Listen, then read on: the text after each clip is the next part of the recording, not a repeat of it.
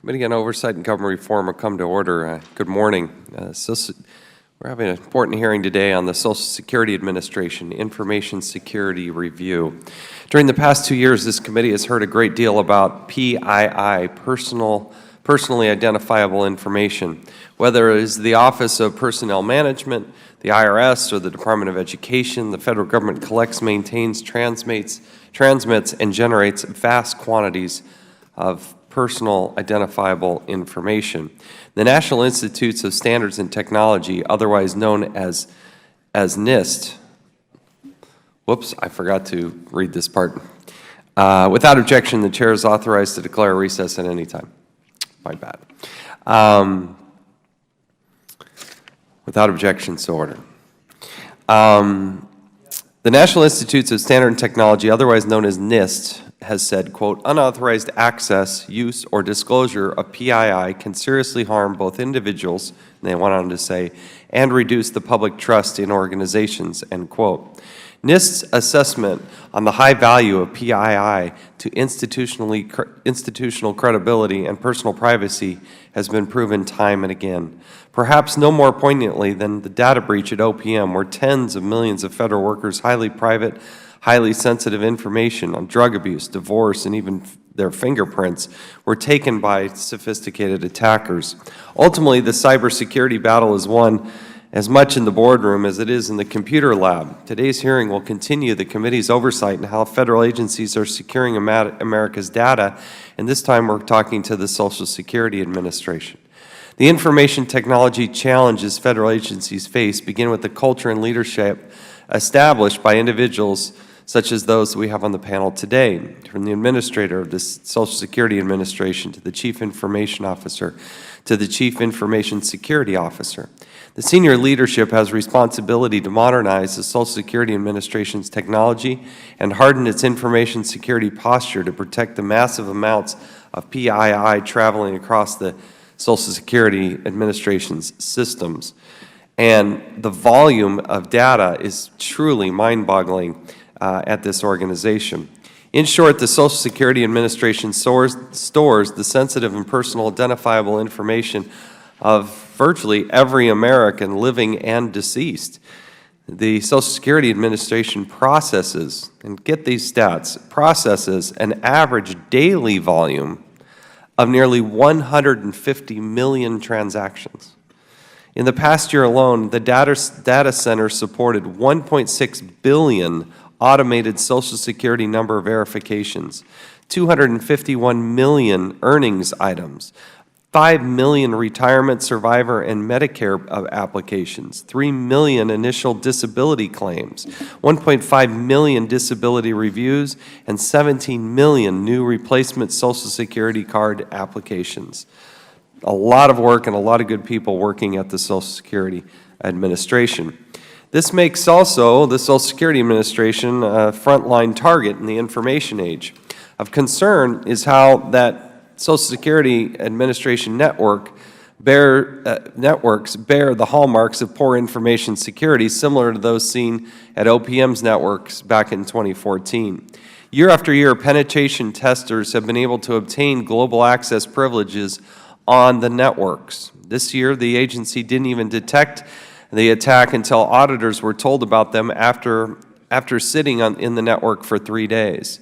The majority of Social Security Administration's 127 major application databases and 19.4 petabytes of data reside on mainframes, which Social Security told testers they were, quote, apprehensive about scanning or other rigorous testing because of its fragile operating posture, end quote. It's probably not a good sign when they don't want to do testing because they're afraid of how fragile the system is.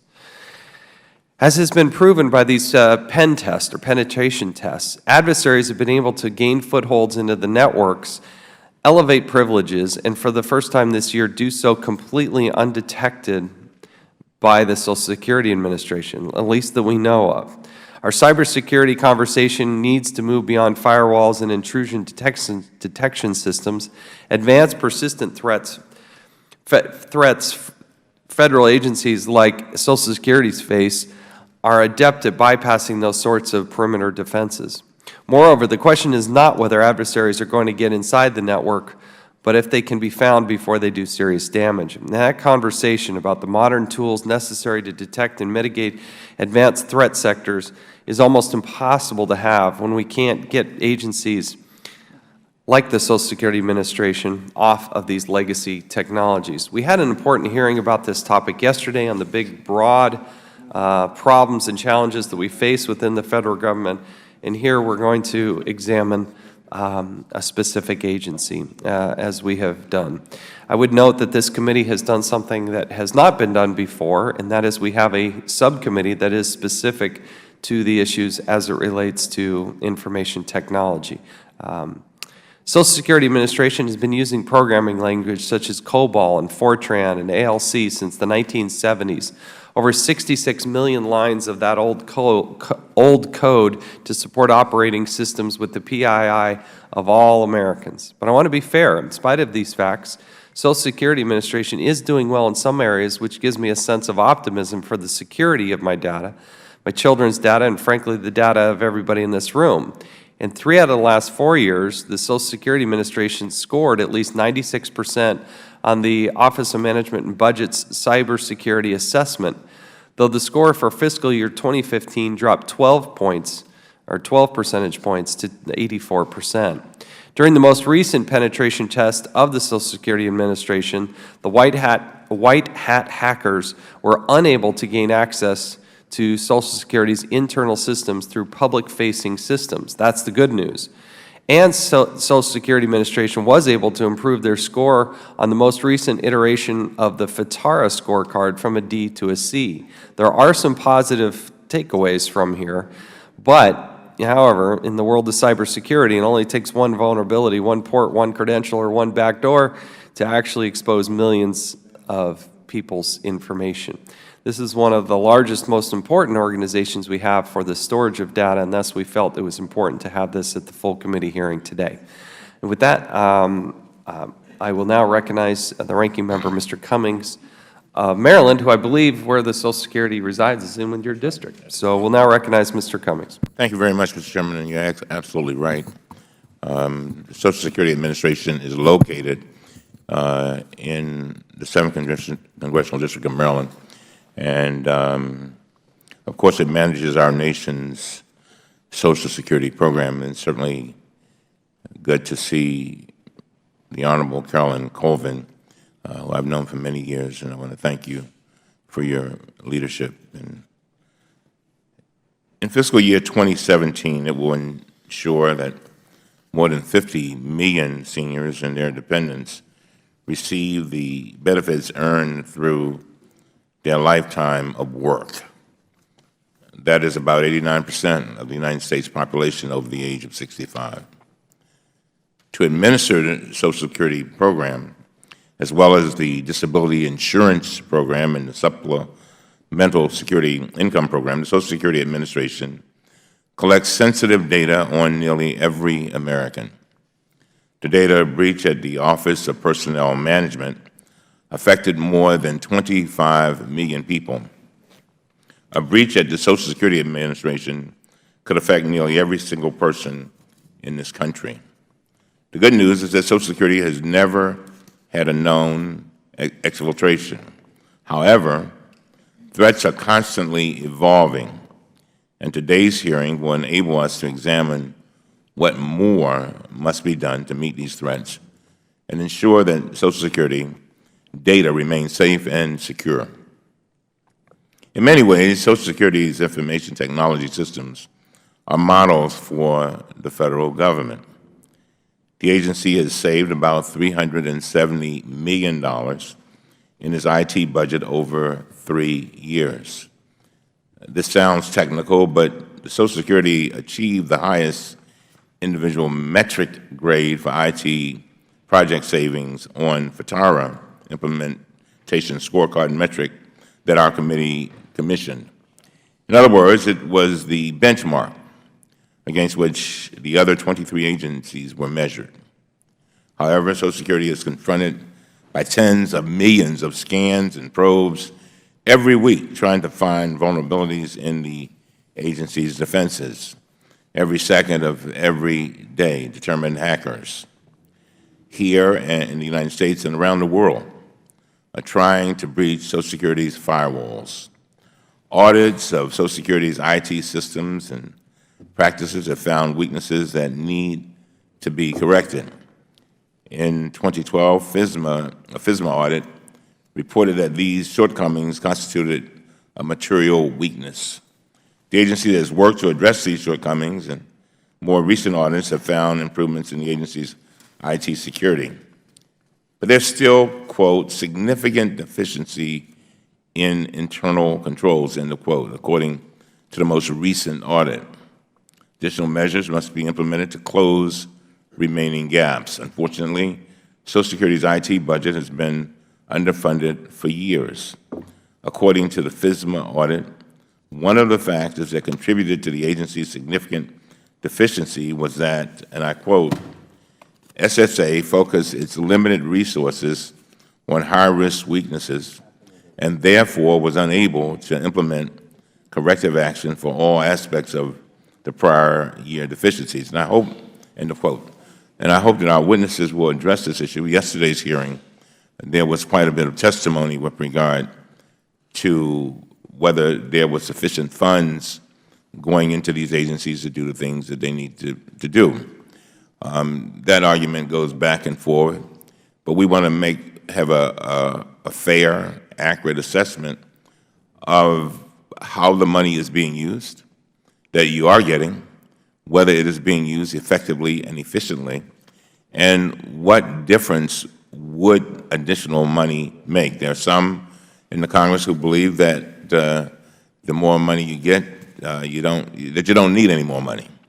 And to be frank with you, I think all of us want to know exactly what the situation is.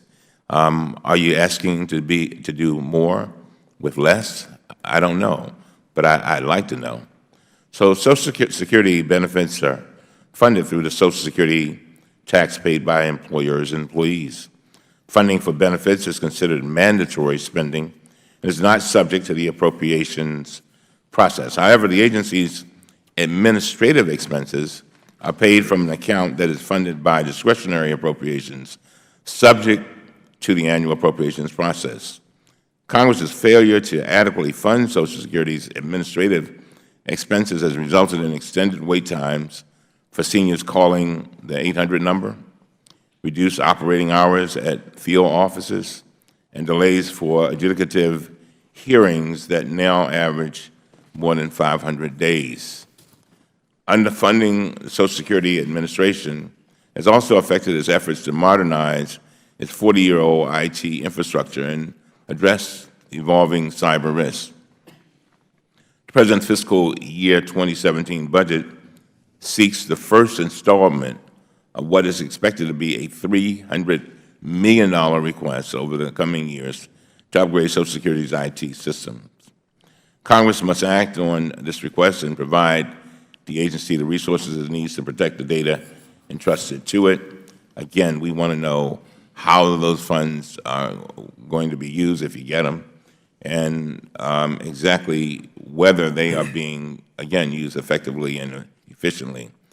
Shortchanging data security at Social Security is a senseless pursuit of austerity, could put the privacy of every American at risk, and that is a risk we simply cannot afford to take. And with that, Mr. Chairman, I yield back. Thank the gentleman. We'll now recognize, I will hold the record open for 5 legislative days for any members who would like to submit a written statement. We'll now recognize our panel of witnesses. We're pleased to welcome the Honorable Carolyn Covan, Acting Commissioner of the Social Security Administration. Mr. Robert Klopp, Deputy Commissioner of Systems and Chief Information Officer at the Social Security Administration. Ms. Marty Eckert, Associate Commissioner of Information and of Information Security and Chief Information Security Officer at the Social Security Administration. And Ms. Gail Stallworth-Stone, Deputy Inspector General at the Social Security Administration. We thank you all for being here. Pursuant to committee rules, all witnesses are to be sworn before they testify. So if you will please rise and raise your right hand. Do you solemnly swear or affirm that the testimony you're about to give will be the truth, the whole truth, and nothing but the truth? I do. Thank you. If you please be seated and let the record reflect that the witnesses all answered in the affirmative. In order to allow time for discussion, we would appreciate it if you would limit your comments to 5 minutes. Your entire written statement will be entered into the record. So we're pleased again to have the acting commissioner here, Ms. Colvin, and you're now recognized for 5 minutes.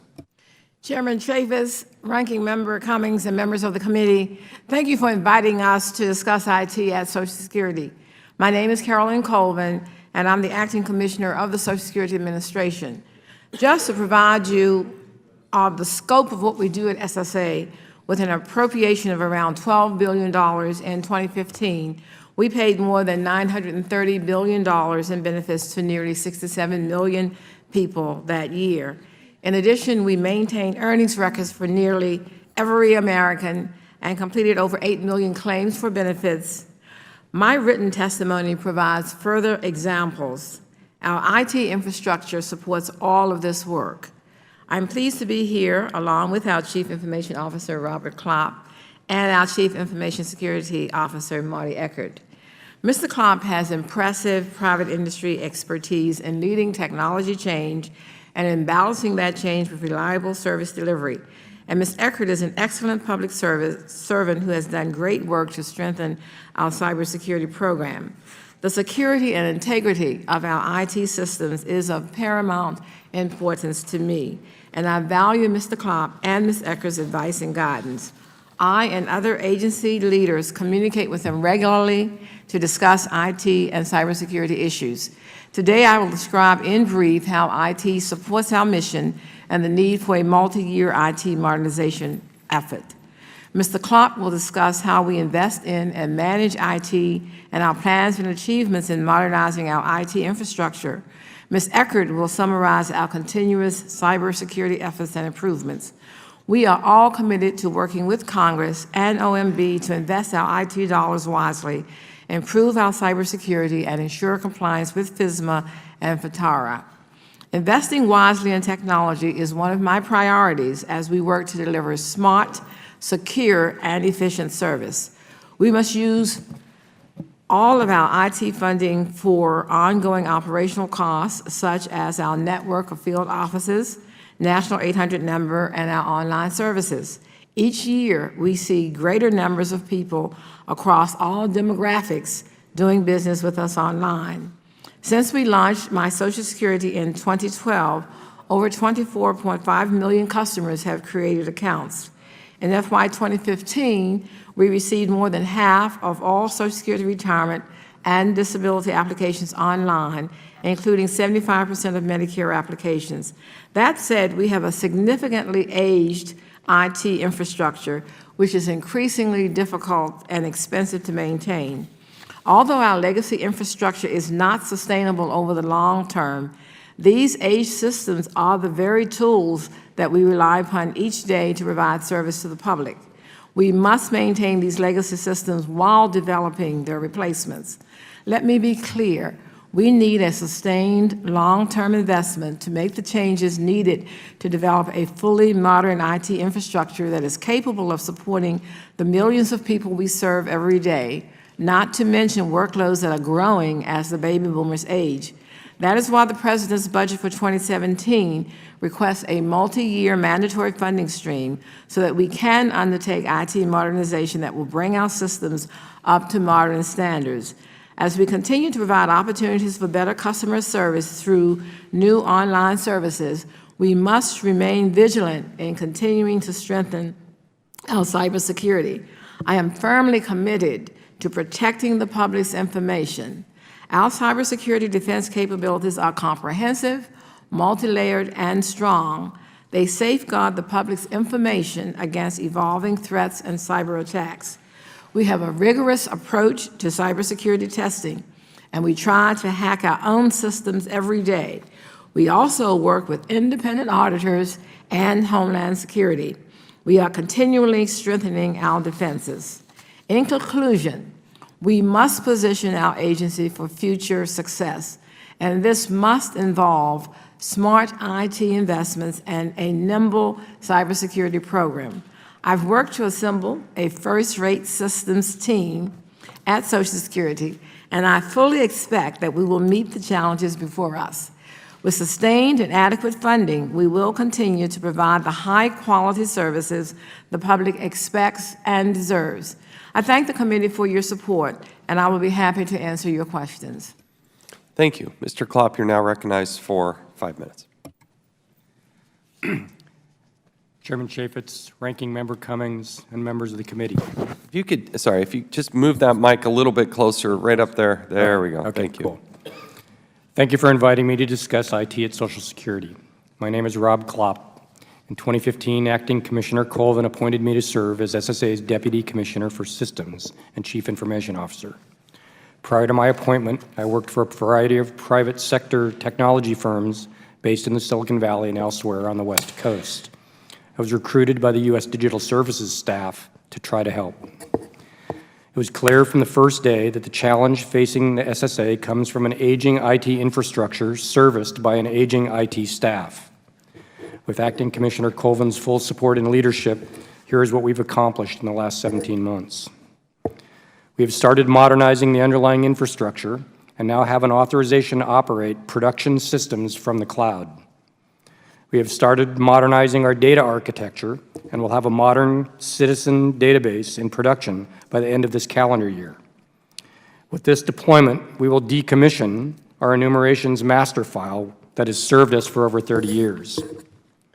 We have deployed a modern development environment that provides a basis for all new software development in the agency. This continuous development infrastructure will help us to significantly reduce the cost of developing, testing, and deploying modern software, and will provide the basis for DevOps, the new thing in software engineering. We have developed an enterprise data warehouse that will provide the agency with an integrated view of current and historical data across every aspect of the agency. This warehouse will provide the foundation upon which the SSA may become a data-driven enterprise.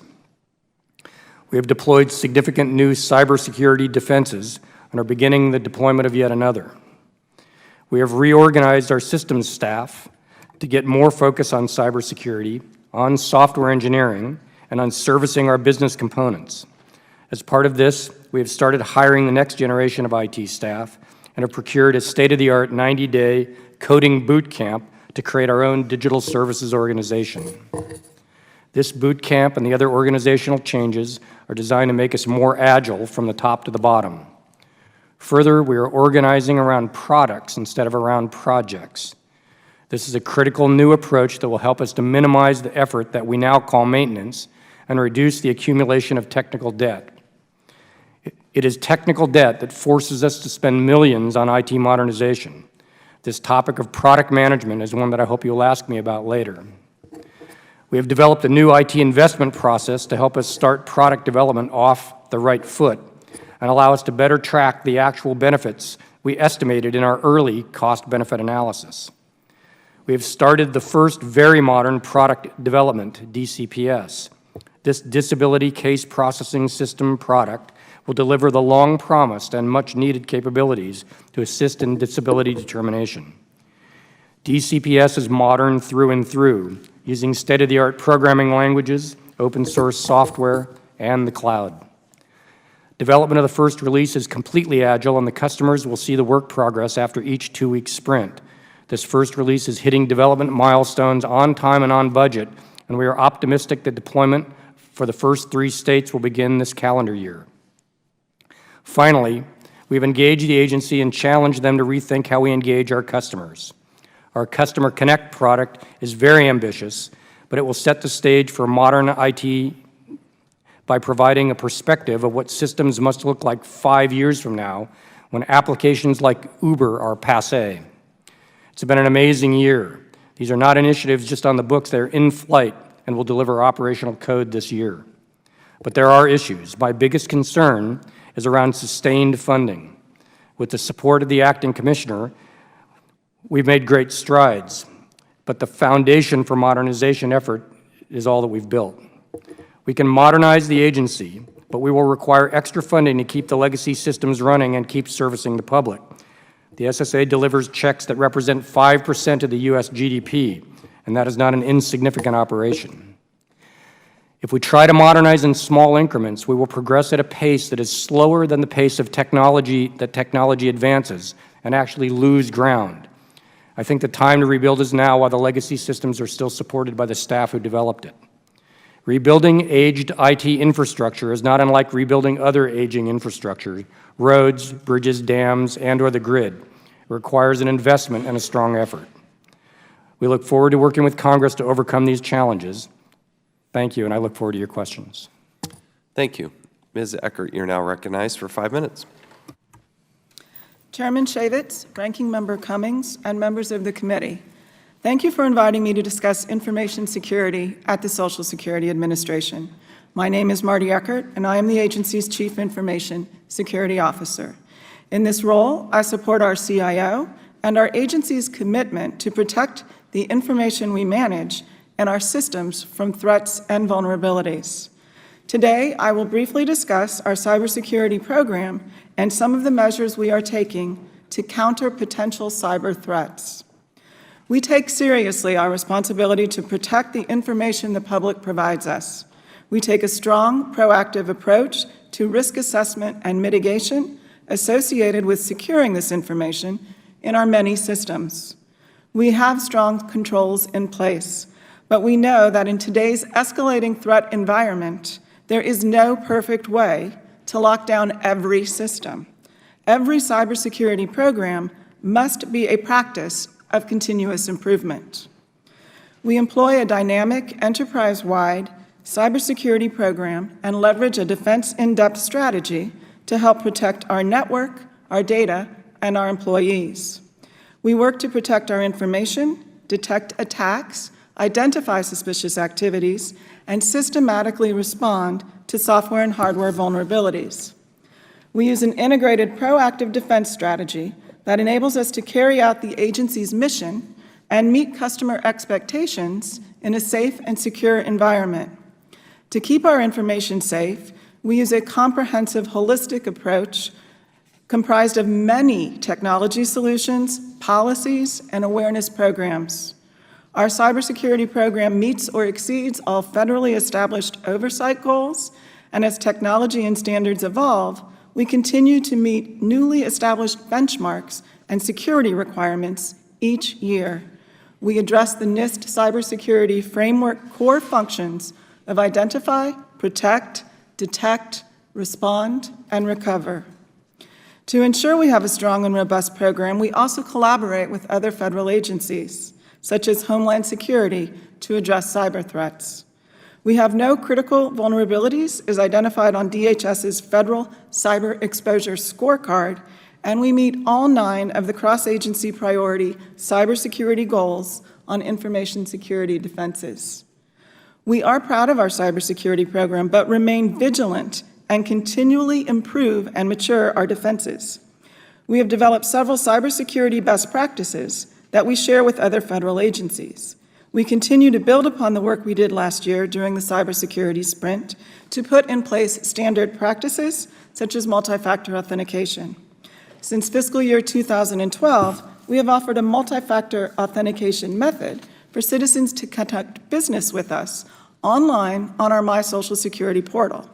This summer, we will make multi-factor authentication mandatory for My SSA users in compliance with the Cybersecurity Act of 2015 and federal directives. We rank 6th in our peer group of 24 CFO Act agencies when it comes to FISMA compliance. In fiscal year 2015, our overall score was lower than the previous year, due in part to a change in scoring metrics. Most of our reduced compliance metrics fell into the area of risk management. Let me assure you, we take the auditor's findings seriously, and we have completed actions on many recommendations from the FISMA assessment. For example, we implemented a zero-tolerance policy and immediate remediation for weak credentials. We prioritize our actions for remediating audit findings to address the most significant risks first, following best practices and making best use of limited resources to address open recommendations. To sustain a robust information security program, we must respond with newer and innovative defenses that will improve our ability to react quickly. Our plans include the use of more analytics tools to identify threats faster and the use of automation to respond and remediate incidents more quickly, as well as updating technology to reduce our reliance on outdated processes. Your support in providing sustained adequate funding is critical to ensure we maintain and evolve the high level of information security the public expects and deserves. Thank you, and I will be happy to answer any questions. Thank you. Ms. Stone, you're now recognized for 5 minutes. Good morning, Chairman Chaffetz, Ranking Member Cummings, and members of the committee. Thank you for the invitation to testify today. The Social Security Administration holds sensitive data for more than 300 million people. It administers programs that result in payments of $2.5 billion per day. It has over 60,000 employees and more than 1,200 field offices across the country. These realities inherently make SSA a tempting target for cyber criminals. Indeed, recent data breaches at government agencies underscore the need for federal agencies to make every effort to secure and protect sensitive information. Unauthorized access to or the theft of SSA data could result in harm and distress to hundreds of millions of Americans. While it is a significant challenge to maintain uniform information security controls across an organization as vast as SSA, the agency must continue to make this its top priority. In our most recent Federal Information Security Modernization Act, or FISMA report, we determined that SSA's programs and policies were generally consistent with FISMA requirements. However, we identified a number of weaknesses that may limit SSA's ability to adequately protect its information systems. First, there were weaknesses in SSA's network security in that SSA did not always resolve systems vulnerabilities in a timely manner. Second, inadequate access controls allowed programmers to have unmonitored access to various systems functions, while other users had inappropriate access to software. Third, at some non-central office sites, weaknesses not only persisted in system security, but in policies and risk management as well. The risk and severity of these weaknesses met OMB's definition of a significant deficiency in internal controls, a conclusion we have cited in prior SSA FISMA compliance reports. We believe the agency needs to address these weaknesses as well as strengthen its continuous monitoring program to provide constant cyber protection, prioritize and implement risk mitigation strategies, review and improve account management controls, and enhance IT oversight to ensure consistency across the agency. It is equally important that SSA authenticates its users of its electronic services. SSA provides many of its customer service functions online through the My Social Security portal, including the ability to change direct deposit information. In recent years, we have received reports of changes to online accounts that beneficiaries did not make or authorize. We've also investigated many cases involving the fraudulent redirection of Social Security benefits to financial accounts controlled by identity thieves. Electronic fraud schemes such as these can affect a significant number of victims and lead to large Social Security losses.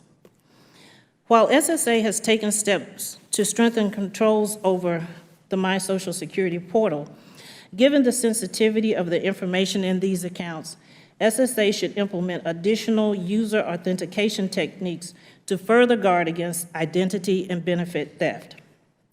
Finally, SSA must properly manage its IT investments to position itself for success.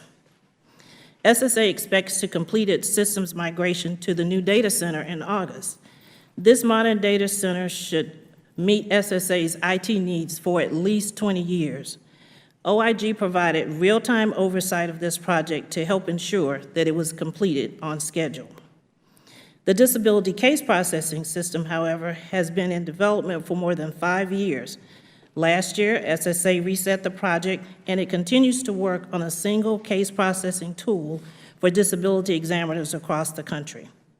To date, SSA has spent more than $300 million on DCPS. So going forward, the project requires diligent oversight and continued user involvement. In conclusion, OIG will continue to monitor these issues closely and work with SSA and the committee to enhance and protect the agency's information systems. Thank you again for the invitation to testify, and I'm happy to answer any questions. Thank you. Thank you all. I appreciate your testimony, but we'll now recognize the gentleman from Tennessee, Mr. Duncan, for questioning. Well, thank you, Mr. Chairman, and thank you for calling this important hearing. I remember just a few years ago in this same committee when we had a hearing on identity theft and how fast that crime was growing. And we had a witness from a company that had been on one of the morning programs not long before that, this company had downloaded 250,000 federal tax returns just to show that it could be done. And so sometimes I wonder if there is such a thing as cybersecurity. In fact, my staffer has one possible, he always writes out many questions for me, but he says he's got one here. If the government spent most of its budget on just updating and modernizing IT systems, could we ever guarantee that they would not be vulnerable to hackers and malicious code? And I think the answer to that is no. And it seems to me that all this, I don't know if it's almost a waste to keep trying to arrive at with cybersecurity that's impossible to obtain. I also have gotten the figures. The Social Security Administration has spent approximately $16 billion on technology in the last 10 years, $16 billion. And yet I keep reading these things about how their IT infrastructure is aging, out of date. I mean, it just seems crazy to me because the biggest corporations in this country and ones that do business with all 310 million, like Walmart and other giant corporations, they aren't spending, they spend a lot, but they don't spend as much as the federal government does. We've been spending for the last 10 years, federal government-wide, about $81 billion per year. And it seems to me that these computer companies were turning the top people at these computer companies into not just multi-millionaires, but multi-billionaires. And it seems to me that they're ripping off the American people and the taxpayers in the process. But I do have a question here from Ms. Stone and Ms. Covan. Would it be possible or logical to put the Social Security Administration's most sensitive information into an intranet system that would be accessible only to government agencies with proper clearance? Intranet instead of internet. Ms. Stone, do you understand that question? Would it be possible to do something like that, or Ms. Covan? I would defer to the agency on that because I would say that that's the environment that we have now, is that it is intranet. But again, I will defer to the agency.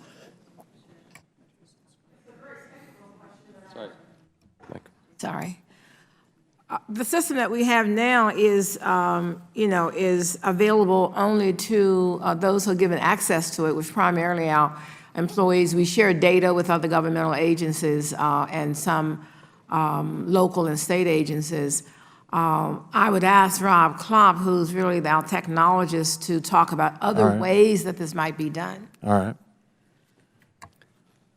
So what we try to do today in order to authenticate people is the same kinds of things that the commercial companies do. We will reach out and ask interesting questions that come from your financial background through contracts with folks like Equifax and Experian. So if you try to set up a MySSA account, what we do is ask some question about you know, when did you start your mortgage on your house at such and such an address? I mean, things that are very difficult for bad actors to get a hold of. So, and as Marty pointed out, the next level of this authentication is to use two-factor authentication, and we're going to mandate that on my SSA in the middle of this year. So, you know, I think that we're trying to do, you know, we're bringing on all of the best practices to do the best we can to try to cut down the identity fraud, which is what happens when people can get in. It's not really a cyber thing, but it's definitely something that, as CIO, that I'm all trying. Well, my time is up, but I just think it's so frustrating to see all this spending, much more than is being done in the private sector, and yet we're not hearing the same excuses from the private sector. And I know the easiest thing in the world is to spend other people's money, and there's just not the same pressures or incentives to hold down spending in the federal government as there is in the private sector. But we've got to do better. We can't keep getting, with all this spending, these hearing over and over again that the systems are out of date, aging, and so forth. Anyway, thank you, Mr. Chairman. I thank the gentleman. Now recognize the ranking member, Mr. Cummings, for 5 minutes. Thank you very much. I want to just follow up on what Mr. Duncan was just talking about. I think he makes a very good point. It does seem, I mean, when you look at this situation, it seems that we are spending a lot of money. And I believe that the money is probably being spent effectively and efficiently. But I also think that we heard testimony yesterday that's almost like trying to fix an airplane while you're flying it. You know, create it while you're flying it, trying to fly it. And because you're always trying to keep up with things. And, you know, listening to Mr. Duncan, it's interesting to note that in the private sector, look at folks like Home Depot and others. I could just name all the private folks who have had their systems hacked very effectively. So where can you answer his question, though? I mean, how do we, is it too big to properly address and this whole issue? And in other words, the thing that I think that concerns me is that the image will be presented that we're just spending, and then the people on Capitol Hill, that is us, come to that conclusion, and then you end up not getting the money that you need, and then of course then we're gonna beat up on you when you're not answering the calls, when you're not addressing all the issues that you have to address. So somebody make the best case for me, please. I think it's very clear that hackers and bad people are going to constantly try to infiltrate every system, just as you have the fraudsters. And I think that we have to be as determined that they will not. And I think that's the reason for the rigorous testing, why we try to hack ourselves, why we use independent auditors, and why we work very closely with Homeland Security, because each time a vulnerability is identified, we address it immediately or as resources permit. And I think that this is something that we have to constantly do. We're in an evolving environment where technology is certainly continuing to develop. We've had to move away from the paper process, so it's not like we have options of not using the technology. So we have to constantly look at best practices, constantly make sure we have the expertise that we need inside of the agency. I think SSA is fortunate to have someone who's come from corporate America, who has worked with a lot of technological changes and will help us to move forward. We know that it's a continuous, ongoing process. We do believe, and I'll let Rob speak to this, but we do believe that because our legacy system is so old, we are at risk, and we need to make changes, but we have to make them carefully because we can't run the risk of not being able to get the $930 billion out. Social Security has never missed a check payment, and we use that old system to do that. I think also there's been a new way of procuring and developing systems thanks to the work of the Congress and others, so that you have more agile development, and then you can look at the cybersecurity issues and what you need to do to address those. Rob, you want to add something to that? I think Marty pointed out that cyber is an ongoing effort. I think that part of the deal is that we probably started off a little bit behind, and we're catching up. But I'm talking about the federal government in general, not about SSA in particular. And I think we are catching up. One of the side effects of having electronic information is that it is vulnerable.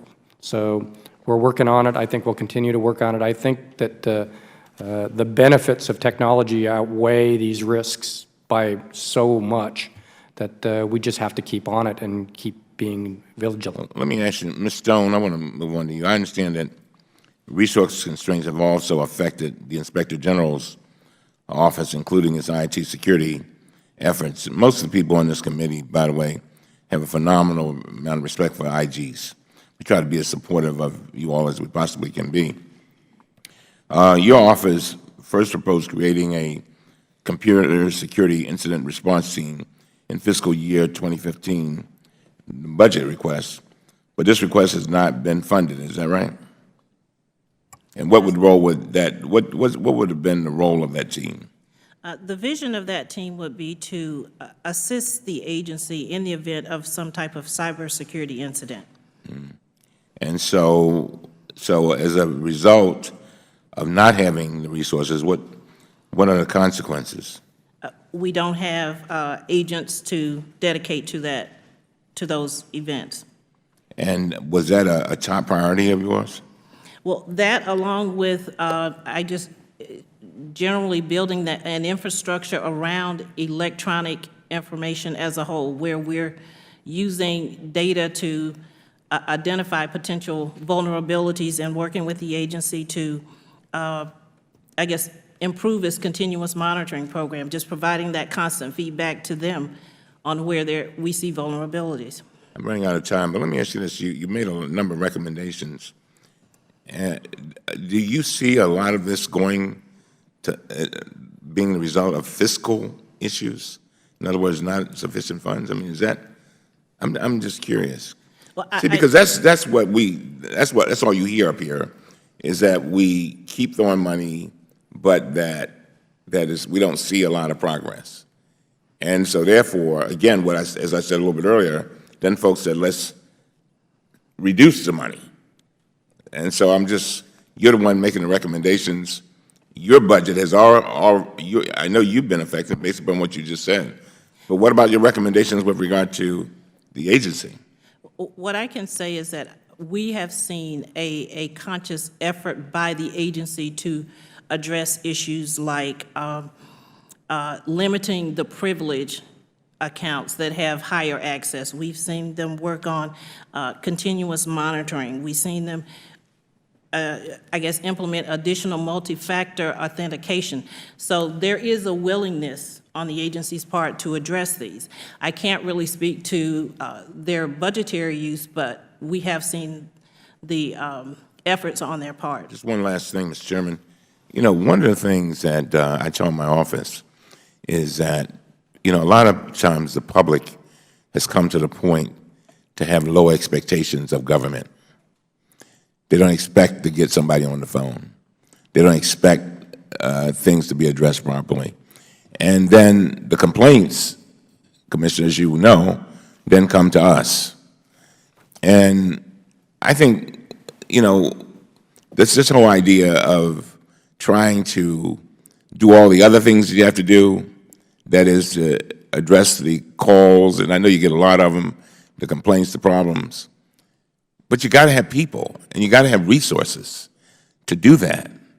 And so what happens if you don't have the resources, if you don't have the people, the quality of service has to suffer. I don't care, no matter where, I've managed a lot of people in a lot of offices, it has to suffer. So again, my thing is making sure that what the resources that we do have are used in a way that is effective and efficient. And again, that's sort of an offensive defense because, again, these folks here, they'll cut you. I mean, you won't have a budget. And folks will be saying, you know, again, do more with less.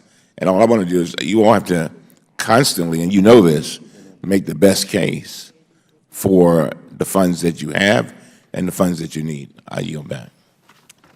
I thank the gentleman. I now recognize myself for 5 minutes. One of the concerns, I do agree with Mr. Cummings that one of the deep challenges is you are flying an airplane, and the capacity of that airplane continues to continue to grow.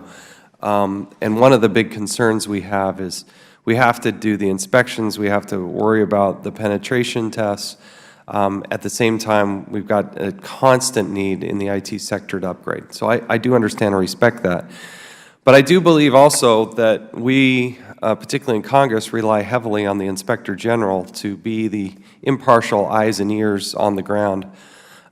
Ms. Stone, I want to talk about one of the penetration tests from at Social Security Administration. This was a test conducted by the Department of Homeland Security. It was done at the request of the agency, and it was done in August of 2015. When did your office first learn about this test? We were actually briefed on these tests in September of 2015. So you were given a verbal briefing in September, roughly a month after the test, correct? Correct. And when did you first get a copy of the report? Within the last 2 to 3 days. From just now, right? Yes. And where did you get that, where did you get a copy of that report? I believe my chief of staff requested it from a component within the agency. And I believe that, did you even know there was a report? We did not. How did you learn that there was a report? In conversations with members of your staff. So now that you've had a chance, it's our staff that lets you know that there's a report. You get a verbal briefing. You don't know that there's an actual report. We let you know that there is a report. And then now that you've gone through that report, what do you think that the verbal briefing accurately portrayed the results of that test? Well, at this point, I would say we haven't had an opportunity to do a deep dive on the report, which is why we need to look for any inconsistencies. There was some language used in there in the report, as I understand it, that was not consistent with what we received during the verbal briefing. So we want to make sure that we have an opportunity to evaluate that report, and because we have our contract auditors in doing their annual FSMA review at this time, we will definitely share that information with them. Do you think the testers, did you know, for instance, that the testers observed and copied personal identifiable information and were able to exfiltrate that randomly generated material? We did not know that until we had the opportunity to review the report. I believe the earlier briefing suggested that there were no PII. That's kind of an important point, don't you think? Yes, it is. Well, okay, we got 3 people from Social Security here. Please explain to us why you didn't let the Inspector General know a pretty important part of the test, that they were able to exfiltrate data. How can you not share that with her? I can't speak to the specific report. Marty or Ms. Eckert will be able to do that, but I do want to emphasize that we invite the auditors and Homeland Security in to test so that we can identify vulnerabilities that we can fix. My understanding is that it's not as if they're penetrating us from outside. We let them in, and then they began to look at how they're going to be able to hack the system, and they give us the feedback, and then we look at the recommendations of what we need to do. But relative to your question of why we did not inform the Office of the Inspector General, I think Marty probably would be able to talk about what our process is. Go ahead. Thank you, Chairman. It may be the timing of the briefing that we did as opposed to the actual final written report and why there may have been inconsistencies in what was shared. What, is it not common practice to share those reports with the Inspector General?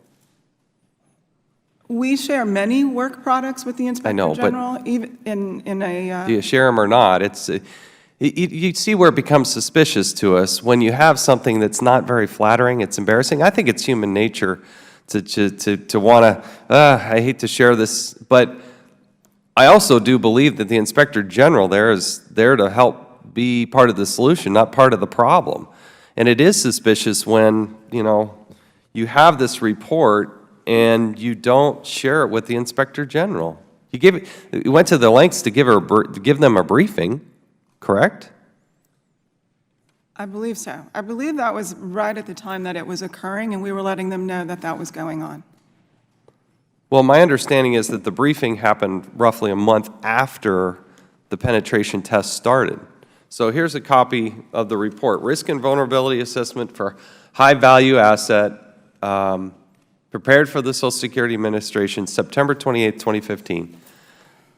Congress shouldn't be the one to tell the Inspector General that there's a report. How would they even know to ask for the report? So we share over 1,100 different pieces of information from them as part of the financial statement audit. So Ms. Stone referred to the request that we are doing that again now, and we share everything that is required as part of that audit. We don't necessarily share with them every work product that we produce, and we will know in the future to share those products. Well, this was a report produced by Homeland Security. Yes. It just seems to us, it comes across as if you were hiding something from the Inspector General. That fact that they were able to, unimpeded, do a penetration test, albeit that you invited them to do it, but that was the finding, is that they were able to exfiltrate personal identifiable information, which means there is a problem, and you don't share that with the Inspector General. Ms. Stone, is that the way it should work? I would say no. Typically, we have a very good working relationship with the agency, and there is back and forth with sharing information. I would like to add one point, however, to this, is that when we had our contract auditors in performing similar penetration testings, those testers also gained access to the point that they could see PII. So the fact that that weakness or vulnerability existed was not news to us, but the fact that there was a report and we had not gotten a copy, that was news to us. Mr. Chairman, I will say that, again, we have a very strong relationship with the Inspector General as far as being responsive. I always see them as an early alert system. I'm sure that this had to be an oversight because there's no evidence of any history of trying to hide something. It's very possible that the staff was reviewing this so they'd be able to respond prior to sending it to the Office of the Inspector General, but we will make certain that that type of breakdown does not occur. I appreciate it. We have some more questions about it, but I'm well past my time. We'll now recognize the gentleman from Pennsylvania, Mr. Cartwright, for 5 minutes. Thank you, Mr. Chairman, and Commissioner Colvin, thank you for being here today and for your service. The President's fiscal year 2017 budget overview states the following, and I want to quote from it because it's concerning. Our current state of service remains fragile as the demands of balancing service and stewardship responsibilities continue to strain our resources. Now, what does this mean when it says the state of service remains fragile at Social Security, if you know? Because of budget constraints, we're constantly balancing between our service delivery to the public, and our program integrity efforts, which include cybersecurity. Because of the activity in fraud and the activity in cybersecurity, we've had to continually shift resources to program integrity. For instance, just in 3 years, we've gone from spending $74 million in cybersecurity to 96. That comes away from, of course, our customer service activities. The same thing as we look at developing our systems and other kinds of things. I had to set up, or I didn't have to, but I felt it was prudent to set up a centralized fraud unit because fraud was becoming so prevalent in the country, and we wanted to be able to get out front and to be able to detect it and prevent it. And so we've switched considerable resources there. As a result, we're seeing increased waiting times in our field offices on our 800 number. You will recall that Congress was quite concerned because I had to close a considerable number of offices. And I wanted to ask you about that, because when you say customer service is being basically degraded, that really bothers me. In fact, it says in the Social Security budget overview, while we have worked diligently to improve National 800 number service, the funding we received for fiscal year 2016 will increase wait times and busy signals. Commissioner Colvin, that's not acceptable. What's the answer? The answer is we need committed, sustained funding. I cannot spend money that I don't have. I cannot incur an anti-deficiency. We have never made up for the 3 years when we were in a total freeze. And as you well know, it takes 2 years for our workers to even be qualified to do the claims work that we have out there in the field. When I was here in 1970, we had 70,000 employees. We're down to 62,000 now, at the same time that our workload is continuing to increase. So if we have to pull away from some of the things that we do, it's always the impact on the customer. Well, can you talk about the impact that resource constraints, the type you're talking about, have had on the Social Security 800 number and field offices? For example, how long have wait times been this year? I don't know the specific answer to that off the top of my head, but I'd say the average wait is probably 30 minutes. We still have lines in our field offices. We are constantly looking at IT to see how we can take some of the work out of the field offices to be able to address the wait times. For instance, we have 4 million visits a year to our office for a replacement Social Security card. We're beginning now to roll out a replacement card online, but we have to do that carefully. We have to make sure it's secure. So we're doing whatever we can to pull out work from the field office to make the wait times less. Same thing with the 800 numbers, but it's a resource issue. Well, that's wait times on the phone. Maybe even more important are the people who are waiting for adjudicatory hearings. Can you discuss the impact that the resource constraints have had on wait times for adjudicatory hearings, Commissioner? There have been two impacts. One has been our budget and the inability to actually have the number of ALJs we need to have a hearing. As you know, the hearings require an ALJ.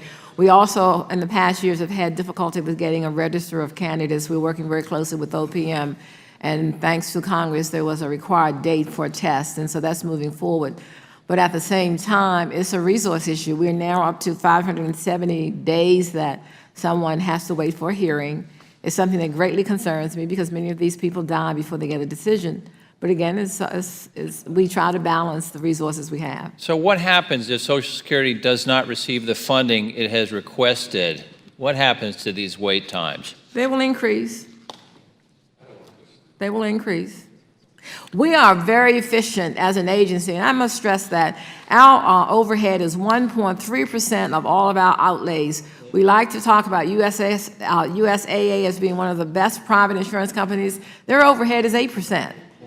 So I think we do an incredibly good job with the resources we have, and I'm able to tell you how we spend the dollars, but the bottom line is we do compete with other agencies for the dollars, and we don't have an adequate budget. Thank the gentleman. Thank you. Yield back. Thank you. Now recognize the gentleman from Texas, the chairman of the subcommittee on IT, Mr. Hurd of Texas. Ms. Eckert, when was the DHS security review done? My recollection is it was done in August, it was last summer. How many critical vulnerabilities were found? There were a set of about 9 recommendations that they made to us. So you don't know how many critical vulnerabilities were actually found? It was a penetration type test, Yeah. so it wasn't that they were looking for specific How long have you been software how long have you been the CISO? 3 years. 3 years, and you have a qualified, and Ms. Covan, I want to start with you on a comment. You're right, y'all did the right thing by getting a third party to come in and test your systems. That's a good best practice, but y'all approached this hearing absolutely wrong. You should have came in here and said, listen, we have X number of critical vulnerabilities from August of 2015, and that these are the steps that we've taken to mitigate all of these actions. And this information was given to the second group of people that came in and did another security evaluation. And you're talking about how you're not properly capitalized, but look, you guys have saved $300 million in IT savings by doing things properly. Good work. But the reality is, use the money that you actually have in the right way. You're not giving a team that's coming in here to test your digital infrastructure, and you're not giving them all the information from the previous test. And not once have y'all come in here and said that there is these significant vulnerabilities, critical vulnerabilities that we've fixed. The DHS team was able to escalate privileges once they were inside their system and take control over your entire system. That's a big deal, right? And the fact that in none of y'all's testimony do you mention this, and that and then you have the audacity to say that Social Security meets all of the cross-agency priority cybersecurity goals.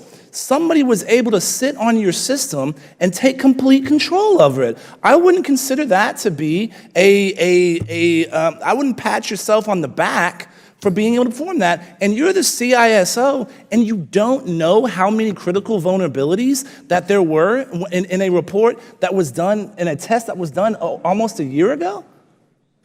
Please. We report our vulnerabilities monthly to the Department of Homeland Security.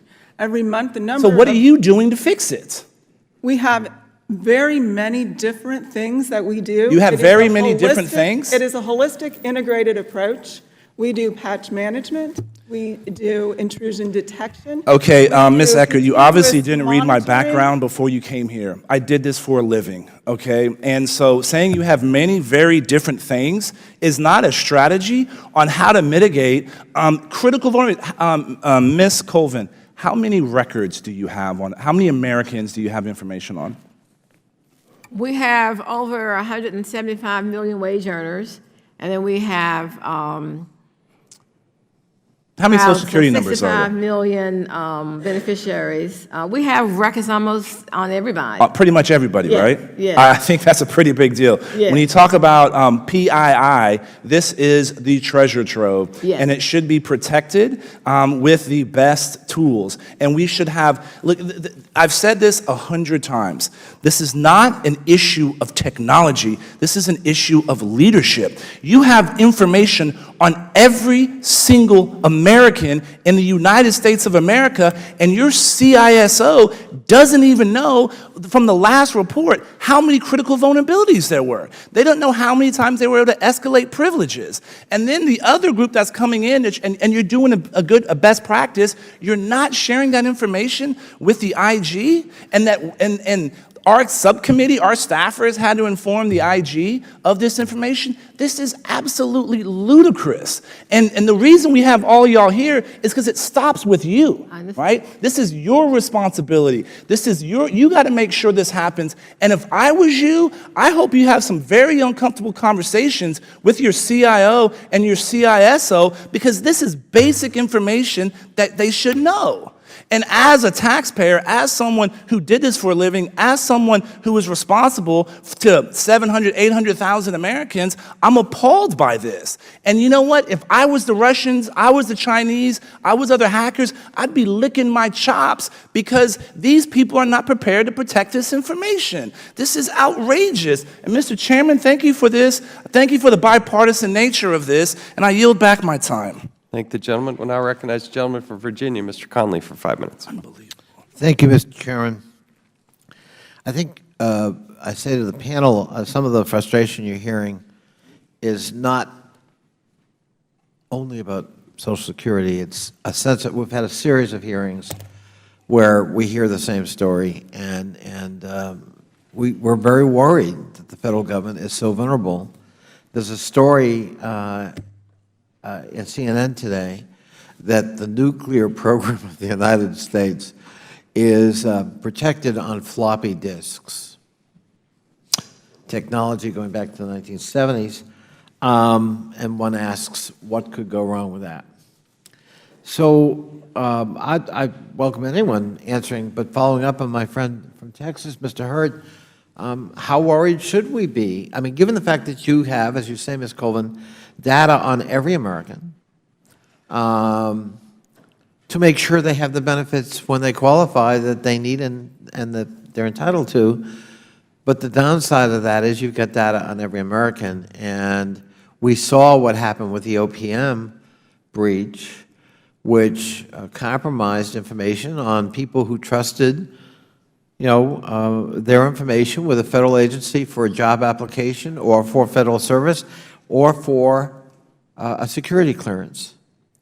And so help reassure us that we're not facing something similar with Social Security Administration, that Mr. Hurd can be reassured that actually after testing the system, whatever the vulnerabilities we discovered, we've moved with alacrity to address them in an efficacious way.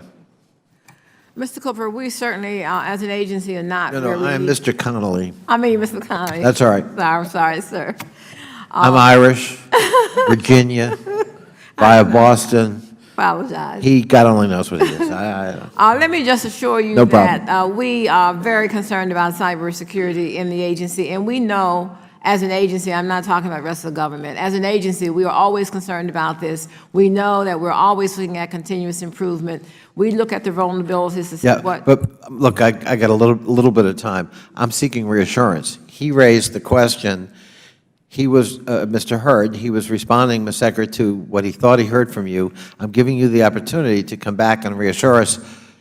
You can rest easy because, yeah, we discovered vulnerabilities and here's what we did, or they've all gone away magically, or they're still there and we don't know what to do about them. I mean...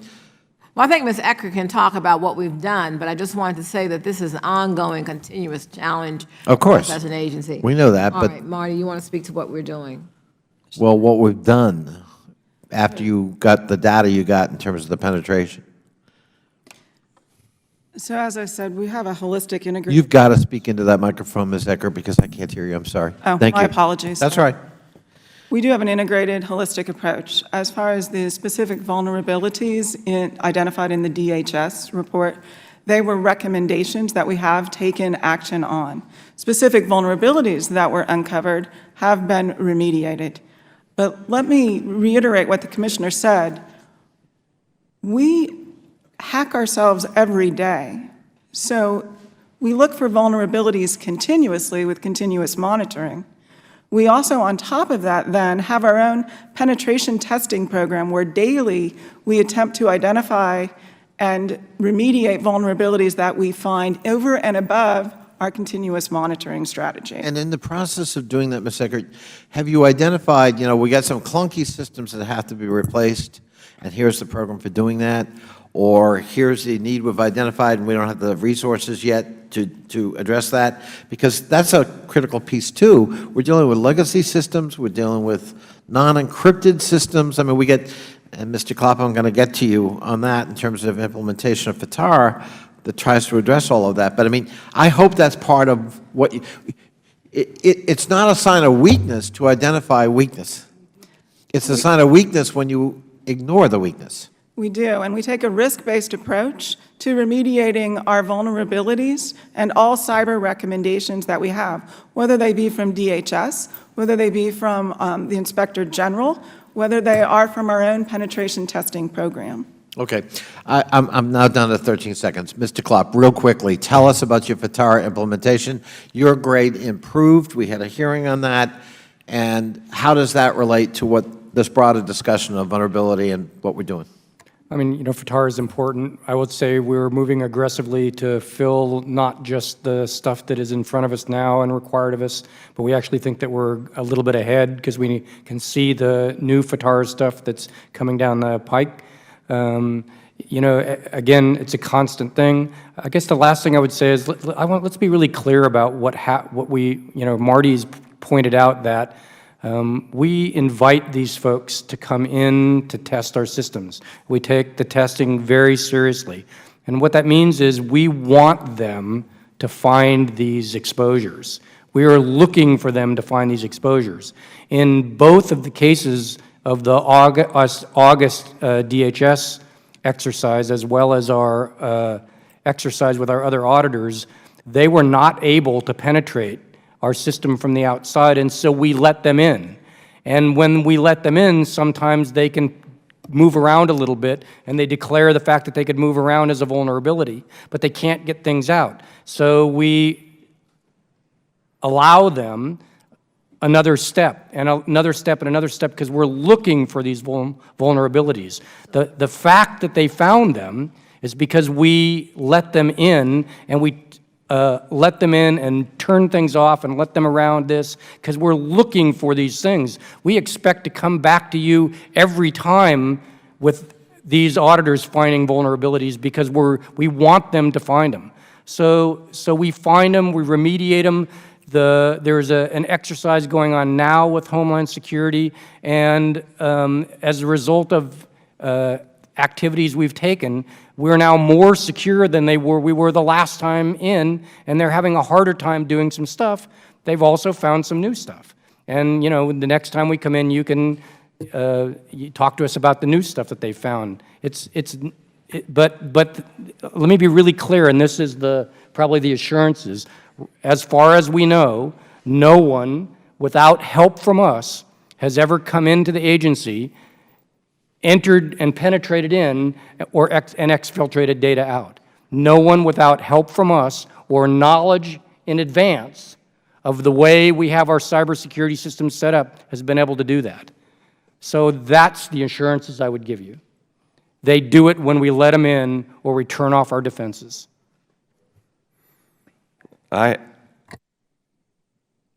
It scares me to death that you think that. It just really does. It really does scare me. Because the last time you had that test, they surfed around there for days and they were totally undetected. They were able to exfiltrate data if they wanted to. I'd appreciate it if you would share with our staff in a bipartisan way what you have done to remediate that. We'll have to follow up on that. We'll now recognize the gentleman from Georgia, Mr. Heiss, for 5 minutes. Thank you, Mr. Chairman. We all know that Social Security has personal identification information of everyone in America.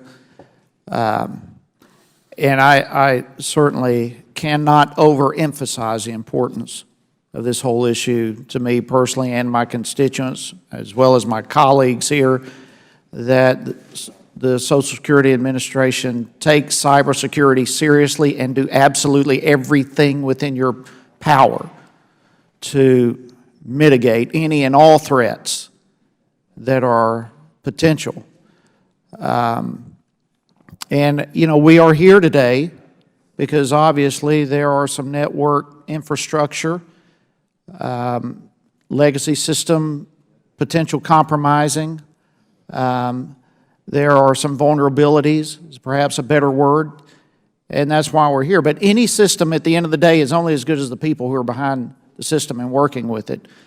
Mr. Klopp just referred a moment ago to the August testing, and there were some issues that were found. Okay, we know there are issues. So I guess let me begin, Ms. Covan, with you. What is the Social Security Administration doing specifically to improve employee training as it relates to the vulnerabilities? We have ongoing mandatory cybersecurity training for everyone within the agency. When any aberration is detected that has been created by an employee, that is discussed with them. And I think that Marty, as our expert, can go into more specific detail, but that is something that we take very, very seriously, because we do have officers throughout the country, as well as the local DDS, state DDSs, who also have access. Are you satisfied with the training? We're always looking at continuous improvement. When we see something happening that would suggest that employees are not fully in compliance, we do additional training. So training is not a one-time thing, it's ongoing. Do you see the FSMA requirements as a floor or a ceiling? A floor, because I think that we've got to keep up with technology. We've got to always stay in front of the hackers. And that's one of the reasons when Rob talks about wanting to know where our vulnerabilities are, because we want to shore those up, because we know as soon as we fix those, the hackers are going to probably find something else, and so we want to continuously do that. Okay, so in any given month, how often do you meet with the CIO? Oh, I meet with him on a weekly basis many times. I meet with him on one-on-one. He's my direct report. He's a member of my senior executive team. We meet on Tuesdays.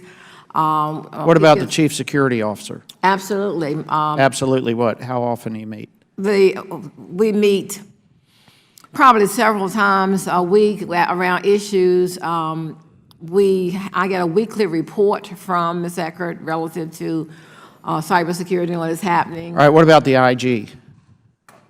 The IG had been invited to attend all of my. So you feel confident that you are staying in good communication with all these as it relates to the cybersecurity vulnerabilities? Absolutely, because cybersecurity has to be one of our highest priorities. Yeah, it absolutely does. All right, Ms. Stone, let me go to you. The GAO recently testified to thousands of information security recommendations, and they found that agency have failed to implement those thousands of recommendations, even to the extent of 42% of the 2,000 recommendations that have been offered.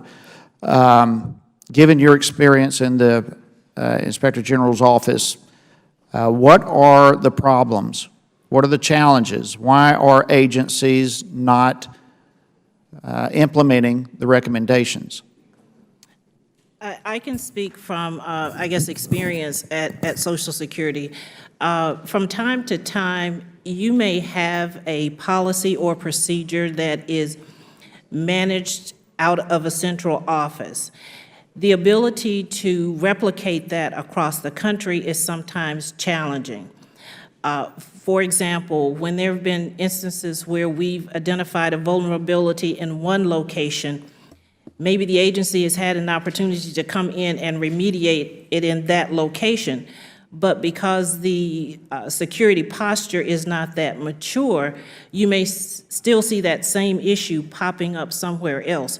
So it really comes down to the maturity of the security posture of the agency, and that it's a culture where we are going to detect it and remediate it as soon as possible, and then prevent it from reoccurring elsewhere. Thank the gentleman. We're now going to recognize Ms. Plaskett, the gentlewoman from the Virgin Islands, for 5 minutes. Thank you so much. Good morning, everyone. I thought it was really interesting that your discussion just now, Ms. Stone, about the recommendations and the work that you're going to do, and your efforts to replicate these recommendations across the country. But one of the things that I was wondering you would discuss with us today about the critical work that you're performing in the Inspector General's office combating waste, fraud, and abuse is the personnel and the amount of individuals that you have. My colleague just stated that systems are only as good as the people that are behind them. And so I'm wondering, I noticed that the IG, and I'm quoting here in the President's fiscal year 2017 budget, that the OIG employees on duty have dropped from 610 in fiscal year 2006 to 526 in fiscal year 2015. I know that some of that is attrition through retirement potentially and otherwise, but that's a decrease in 84 employees. How has that affected your ability to combat waste, fraud, and abuse at Social Security? Well, first, I will speak to it from an audit perspective. Typically, our auditors are issuing one audit per auditor per year. With the flat line in our budget, and because I'll say about 86% of our budget is personnel, we've not been able to replace people. So fewer auditors mean fewer audits being conducted. I'd say we've reduced our productivity in that area by about 25 audits. So the funding constraints, have they've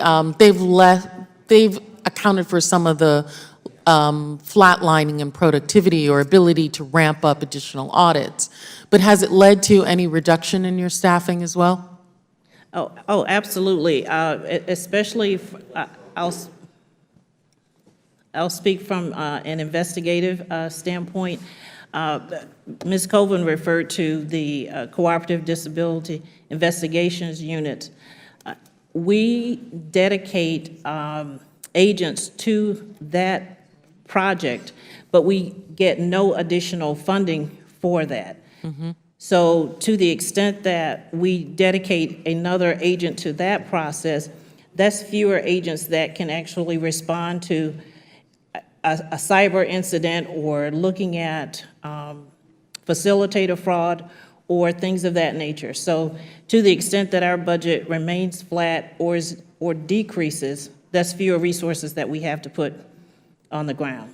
I have here, and you tell me if this is correct, that the caseload has dropped from 12,000 cases in 2007, and you're saying 8,400 now. Yeah, that is correct. Our high was about 12,000 in 2007, and subsequent, I believe the last 3 years, we've averaged about 8,400 cases. So I know, we're all concerned with hacking and infiltration of these systems and our IT systems ramping up. And I know that your office has some integration in that in terms of criminal investigations. Has your office had to reduce the number of those investigations due to a reduction in the budget and the flatlining that you've experienced? Absolutely. Just as you indicated, we've seen that drop from about 12,000 cases to 8,400. And you talked a little earlier when you first started our discussion on Cooperative Disability Investigation Program.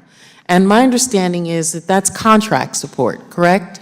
Yes, that is and the Bipartisan Budget Act actually provided additional funding or language suggesting that there be a CDI unit to cover each state. And when those funds come in, it's actually the administrative costs that the agency pays to get those contractors at the state and local law enforcement level. However, for us, none of our personnel or administrative costs are covered for that. And would you say, what would be, you think, a much more thorough and, in your mind, the ability to really go after the things that it seems everyone on this panel is concerned about? Would it be through the personnel that are working directly in your office or through this CDI program that they have? Actually, it's the combination thereof, because it's a balancing act. Both of those workloads are very important. We've proven that the CDI units have a high return on investment and they're very successful, but by the same token, we still have a responsibility to go after facilitator fraud, and we have to do our normal OIG investigations. So again, it's a balancing act. I thank the gentlewoman. Thank you. Now recognize the gentleman from Alabama, Mr. Palmer, for 5 minutes. Thank you, Mr. Chairman. Deputy Stone, Social Security Administration reported to staff in a recent briefing. It was reported on the federal IT dashboard. I'll tell you what, I'm going to skip that question. I want to go to Acting Commissioner Covan. The committee's been corresponding with you about the disability case processing system for years. In response you sent to Representatives Issa, Jordan, and Langford on July 30th, you said, I have personally and proactively taken to put the DCPS on the right course. Nearly 2 years later, here we are, and so there's a few questions. And I just want to point out, in 2008, started this process of overhauling the DCPS system and spent $288 million and had to scrap it in 2014. Basically, threw away almost $300 million. I want to know, today is DCPS currently fully functional, serving all of the state DDSs? DCBS was started in 2008, as you point out. I assumed the leadership role here in 2013. Ma'am, So it had been in because existence of- 5 years before I came. Yep. I did a reset, and we are on schedule. We have an aggressive schedule where we expect to be rolling out or having our first product to 3 DDSs in December 2016. So the answer is no, it's not fully functional. If it's, you're still Well- waiting, let me, We are doing it in an agile way, so products will be delivered on an ongoing basis. well, how much have you spent since it's been under your watch since June of 2014?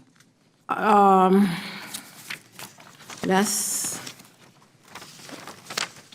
sorry, I need to look at that figure. It's about, it's about somewhere between 60 and 70 million on my watch.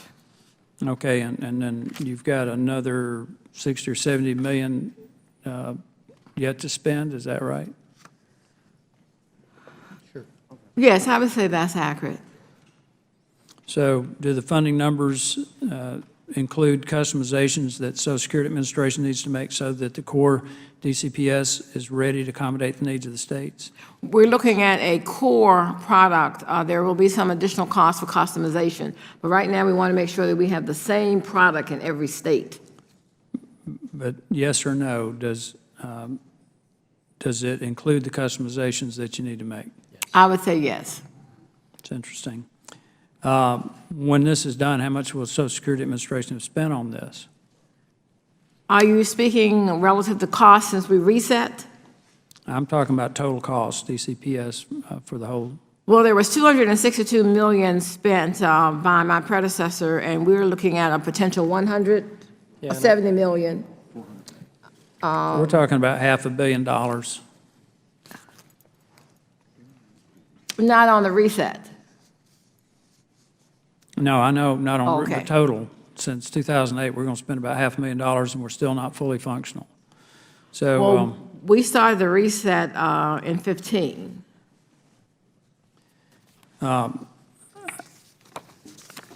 Ms. Stone, what is your view on it?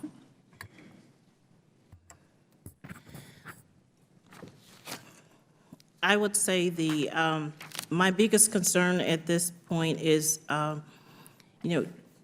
I don't want to be here answering these same questions 6 months from now. And in the past, we've seen some similar situations. I know that some questions have been raised about whether or not the December timeframe is realistic. If we have any delays, that could result in additional costs. We know that this is a complex system, so I'm just as interested and concerned as you all are about the success of this implementation. Well, there was a McKinsey study of the DCPS that came out in April 21st, that says the progress has been slower than expected, and the current trajectory must be significantly accelerated to meet the timeline for core. Why do you think that is? Why do you think they made that finding? Well, I think that clearly it's a complex program. We had an original management review. We then later had a technical review by McKinsey. They've clearly stated that we're on the correct path. Let me ask, in the few seconds I have left, Mr. Klopp, to respond to that. Sure. So the answer is that we took off on the project starting October 1st of last year. We, for all, I think, the right reasons, decided to do this in an extremely modern technical environment, which meant that there was a learning curve that we had to take on in order to figure out how to work in the cloud, how to use new programming languages, et cetera, et cetera. And that learning curve slowed velocity in the beginning, as you would expect it to. What we find right now is that we're passing through that learning curve phase, and the velocity is picking up, which is why we're still confident that we're going to make the December dates. Thank you. And I'll recognize the gentlewoman from New Jersey, Ms. Watson-Coleman, for 5 minutes. Thank you, Chairman, and thank you to each and every one of you here today. To you, Commissioner, isn't it true that under the previous Commissioner of Social Security, Michael Astor, I believe his name was, the agency made the decision to create a unified IT program system that all DDS entities could use to process claims, known as the Disability Case Processing System? And under his tenure, Social Security awarded that primary contract to Lockheed Martin in 2010. Is that not true? That's correct. Rather than have a series of questions, I recognize that we are operating in a very dynamic system, and you have a tremendous responsibility to preserve, protect our information that you have access to, and at the same time provide us services. I know in New Jersey, we've had problems with the disability office and moving things quickly, but that's what happens. I also recognize from what I've read that you all have been doing a pretty doggone good job of protecting our information. Thank you. And And there's also a good relationship with the Office of the Inspector General. Yeah. So you, Commissioner, have taken the opportunity to be a leader and to engage those principles that are very important to the success of your program, as well as the protection of our interests and the delivery of our services. It changes every day. This system with cyber attacks and things of that nature happens every day. You fix something, people find another way to do it. But yet none of our information has been compromised in the same way some of these large companies. And I need to commend you for that. And I need you to understand that I understand that it's a moving target.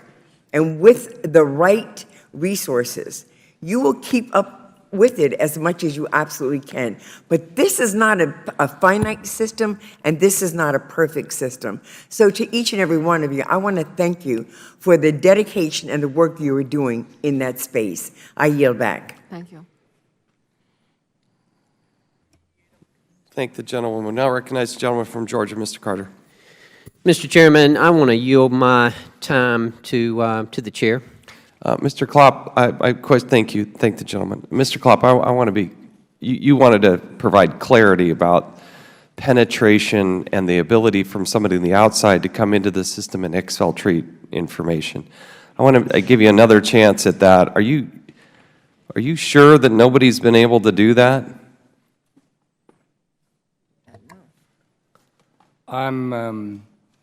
I will tell you that Marty and I are passing notes back and forth. We are not aware that they were able to do that in the August penetration, in the August testing that they went on. What I will tell you is that we're undergoing testing today, and I've actually been personally in communication with. No, let there be no doubt. The two tests that I'm aware of that were done at the invitation of the Social Security Administration, they gave you credit for the fact that they couldn't penetrate from the inside. But from the outside, but from the inside, they certainly could.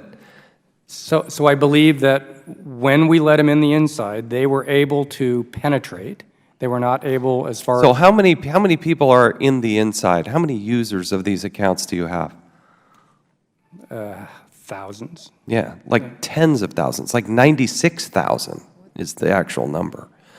So here's the problem. That is a vulnerability. You had 96,000 people who are already on the inside, and their ability to get in, surf around, and exfiltrate information is undoubtedly happening because the two penetration tests that were tried, that happened. But again, I want to talk about from the outside penetration, not the tests, not the people you invited. You're not aware of anybody who's been able to penetrate from the outside, uninvited, and maybe over what period of time? Any of you? I don't think we're, yeah. Go ahead, Marty. So we do not to date have any evidence that someone from the outside has gotten in and exfiltrated out. But anyone in cyber will tell you that there are no absolutes at this point in time. Okay, now here's the problem I have with that answer. Okay, with all due respect. There's a person who's sitting in jail for doing this very thing. There's a person in Miami, right? Oh, now you're shaking your head, yes. What happened in that case? So that was a case of fraud, correct? Yes, it is Talking fraud. about identity theft. Yes. Right? And it was identity theft where they acted as someone else? Yes. Oh, yes. Fraud. How creative. I can't believe anybody would do that. What happened? Go ahead. Keep going. So there have been, and I think Ms. Oh, so Jones there alluded was to this. there was a penetration on the outside where somebody disguised themselves. In fact, they tapped in and they created 900 fraudulent accounts. How much money did they take out from the government? How much money? I don't know the answer. Yeah, it's $20 million. There's $11 million that still hasn't been recovered, and this guy's sitting in jail. Here's the problem. You're the chief information security officer. The person came in just the last couple of years and did this. And this is the one that we know about. And you don't recall that off the top of your head? So my apologies. I was thinking of cyber incidents, and Why is this not a cyber incident? it is. It's not. It's fraud. It's identity It's theft. fraud. But fraud. Okay, so what's the difference So my between fraud and cyber? I do understand from your perspective that those things are alike, and my apology for. Well, what's the difference? So we have established, we have established an Office of Anti-Fraud Programs, and Look, the difference is that cyber is designed to defend us against someone who's coming in, trying to hack in through our systems, and that's a completely different. No, it's not. No, it is a completely different discipline. He came It's in and recognized by the Department of Homeland Security and those folks as a completely different discipline. He came into the system, he hacked his way into the He system. didn't because- hack his way into the system. He did not hack his No, way he into the didn't. system. What he did was he captured somebody else's identity and came in through the system legitimately as a fraudster. It is not within it's not recognized in the information technology world that is a case of cyber attack. That is not the way the information technology world would view that. It is fraud. It is identity fraud. He didn't it is do it- something that we're diligently fighting against, but it's did- not cyber fraud. He didn't do this one or two times. He didn't go down the street and grab Betty's telephone number and address and say, he did this by the hundreds of times because he was able to get in there, Because he was hack in able to through- get 100 identities. That was Go ahead. because he was able to get Social Security numbers that he had access to, and that's the big issue of identity theft, identity, where you take someone else's identity. But we're now using data analytics to be able to prevent that kind of thing from happening. I've set up a complete center on data analytics where we can look at trends and patterns. We will continue to flush this out with you, but when somebody is able to go in there and change those addresses and do those types of things, I just disagree with. I think that person, again, if you're going out and stealing a couple numbers and you're doing that's a little different. I would grant you that. But when this person's doing this in mass and changing those addresses, it was the IG that found out about it first. It's fraud, though. It's not cybersecurity. We know. I mean, it's a bad issue. You and got a one lot of we're working on. you got a lot of explaining to do to us on how you're right. differentiating this and who else should be sitting at this table to protect against And I that. would like an opportunity later, maybe not at this hearing, to explain to you what we're doing in those kinds of cases. What we're doing something very differently in dealing with those cases than what we're doing with cybersecurity. And we're working very closely with the Office of Inspector General in those kinds of cases. All right, we have a vote on the floor. I went over my time. Just yes. Ms. Stone, with regard to fraud, and perhaps you might answer this, Ms. Covan, Commissioner Covan. Does finance affect your ability to get to those people who are trying to commit fraud? In other words, Well, it certainly does, because when we identify a suspicious pattern or case, we refer that to the Office of Inspector General, and because their resources have been inadequate, they're not able to handle every referral that we make to them. So that definitely would impact our ability to determine what is fraud, because that is their role to determine what is fraud. We simply refer cases that are suspicious or that have a pattern. In fact, Exactly, it's Mr. it's worth quickly pointing out that when we see fraud, we refer it to law enforcement. When we see cybersecurity or cyber breaches, we refer it to a completely different branch. All right. Is that accurate, Ms. Stone? That is correct, sir. All right, thank you. All right, 2 points I want to make, and then we'll close out here. I was elected 2008, so that's the benchmark that I take in terms of funding. IT funding for Social Security Administration was about $1.1 billion. It's now roughly $1.5 billion. Everybody wants steady funding. I wish the Congress had moved to two-year funding. I think that'd give people more exposure. But that is $400 million more than it was back in 2008. And so I know there's a lot of discussion about dollars and steadiness, and it has been up and down, but it is hundreds of millions of dollars more than it was in 2008. And this penetration test report coming out of Homeland Security, this is, I'm going to read this. We got 11 minutes left on the floor on one of the concerns here. Social Security, this is from Homeland Security, from their report. Social Security team members were apprehensive about scanning or other rigorous testing of the mainframe due to its fragile operating posture. The DHS team decided to forego testing of the mainframe in an effort to reduce the operational risk of bringing it down. It should be noted that the fragile state of the mainframe is a major vulnerability on its own and should be addressed as soon as possible. I think we share a mutual concern of making sure, if they couldn't even get in to do a test, how fragile is it? It's an ongoing question, and if you could help answer that question for us. We appreciate all you do and your cooperation in working with us. We would appreciate ongoing. We thank you for your participation today. Yes, go ahead. Just one real quick thing. I have a list of questions, Commissioner Covan, with regard to EEOC. And, I understand that there's been an update on the issue. Can you tell us where we are on that? Well, there were two recommendations that we had. One, you were interested in what we were doing about the recommendation from EOC to have that operation report directly to me. I've made that decision, and that will happen effective June 1st. Okay. I think the second, you had questions about the various EEO class action cases. Yes, that's right. The JANS settlement, which was the disabled employees, has been settled and is being implemented. The Taylor decision has been appealed on both sides, so we're waiting for a decision to that appeal. I'll have some additional questions, which I'll submit to you in writing. I'll be happy to answer. All right, thank you. Thank you. We have some additional questions as well, but we have a vote on the floor, so the committee stands adjourned. Thank you. Thank you so much. Thank you.